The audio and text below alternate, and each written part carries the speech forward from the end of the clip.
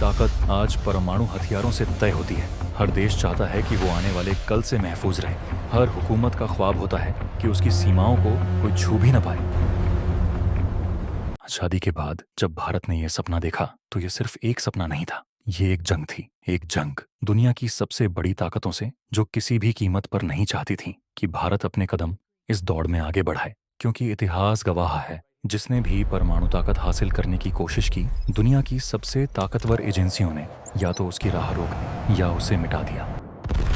लेकिन भारत की कहानी पहले से लिखी जा चुकी थी। एक कहानी जो रहस्यों से भरी हुई है। एक कहानी जिसमें देशभक्ति, गद्दारी और बलिदान सब कुछ शामिल है। और इसी कहानी को हम आज खोलने जा रहे हैं। जिस भी देश ने परमाणु हथियार बनाने की हिम्मत की, दुनिया की सबसे ताकतवर एजेंसियों ने उन्हें तोड़ने की कोशिश की।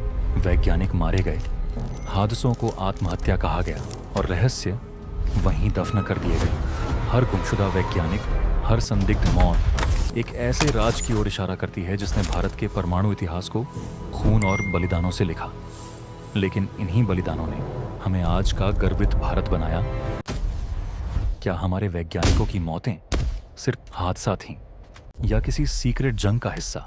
क्या CIA और दूसरी विदेशी एजेंसियां भारत को रोकने के पीछे थीं? और सबसे अहम, कैसे तमाम दबाव, साजिश और खून की कीमत देने के बाद दुनिया का पहला ऐसा देश बना जिसने परमाणु बम अकेले अपने दम पर बनाया?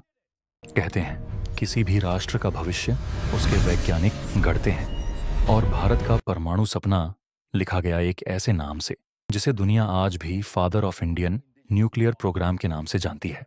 उनका नाम था डॉक्टर होमी जहांगीर भाभा। एक ऐसा शख्स जिसने भारत को विज्ञान की दुनिया में वो पहचान दिलाई जिसके बिना शायद आज भारत परमाणु शक्ति न बन पाता।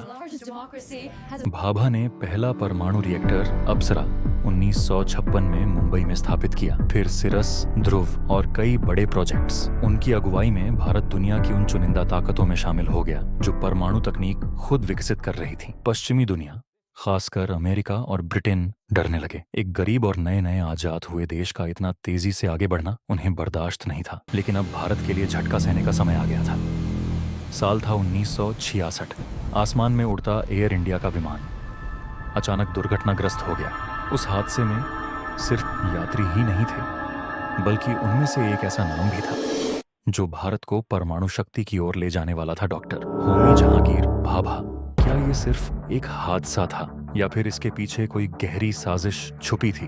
भारत के उस महान वैज्ञानिक की मौत को हम एक सामान्य प्राकृतिक घटना मान लें या फिर इतिहास के पन्ने पलटकर देखें तो सच कहीं और ही इशारा करता है। कोल्ड वॉर के समय CIA और KGB दोनों भारत की परमाणु यात्रा पर नजर रखे हुए थे। अमेरिका नहीं चाहता था कि भारत के पास बम हो। रिपोर्ट्स कहती हैं कि हमारे वैज्ञानिकों पर जासूसी की जाती थी, फोन ट्रैक किए जाते थे और कई बार विदेशी एजेंसियां सीधे दखल देती थीं। लेकिन सच ये है, आज तक किसी विदेशी खुफिया एजेंसी के हाथ आधिकारिक तौर पर साबित नहीं हुए। फिर भी तमाम दबाव और रहस्यमय मौतों के बावजूद 18 मई 1974 राजस्थान के रेगिस्तान में अचानक धरती कांपी और आकाश में उड़ता धुएं का गुब्बार दुनिया को बता गया, भारत अब परमाणु शक्ति है। कोड नेम था स्माइलिंग बुद्धा।